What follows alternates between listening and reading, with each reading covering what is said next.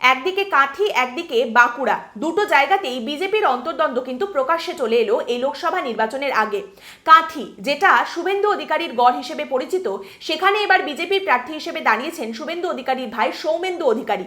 আর সেইখানে নির্দল প্রার্থী হিসেবে মনোনয়ন জমা দিয়েছেন বিজেপির প্রাক্তন নগর মণ্ডল সভাপতি বিদেশ বসু মাইতি। বিদেশ বাবুর বক্তব্য, বিজেপির প্রকৃত নীতি এবং আদর্শকে ধরে রাখার জন্যই তিনি নির্বাচনে দাঁড়িয়েছেন।